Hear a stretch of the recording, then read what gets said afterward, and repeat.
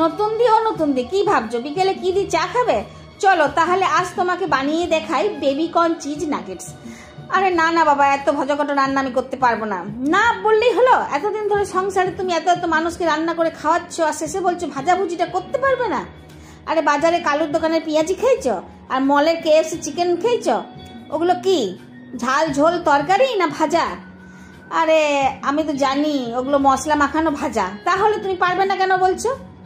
হ্যাঁ হ্যাঁ, এবার মনে হচ্ছে তোর কথা শোনে যে আমি পারবো। নামটাই ওই একটু ভজকট, কিন্তু রান্নাটা ওই ভাজাই। তাহলে চলো চটজলদি রান্নাঘরে দেখে নাও আমার চটজলদি রান্নাটা। তাহলে বলি, প্রথমে আলু সেদ্ধ করে নিয়েছিলাম, বেবিকর্ন মিহি করে কুচি করে নিয়েছিলাম, রসুনও কুচি করে নিয়েছি, চিলি ফ্লেক্স দিয়েছি, অরিগেনো দিয়েছি, নুন দিয়েছি, চাল গুঁড়ি দিয়ে মেখে লেচি কেটে নিয়েছি, আর চিজের টুকরোগুলো ঢুকিয়ে তেলে ভেজে নিয়েছি। তাহলে বলো খুব কষ্ট হলো কি রান্না করতে? আর চিজ দিয়েছি বলে বাড়িতে লোকজন এলে তুমি খুব সহজে বানিয়ে মুখ বেঁকিয়ে বলতে পারবে বেবিকর্ন চিজ নাগেটস বানিয়েছি। আরে তোমরা তো 4টে লোকই, 10 পিস বানিয়ে নাও।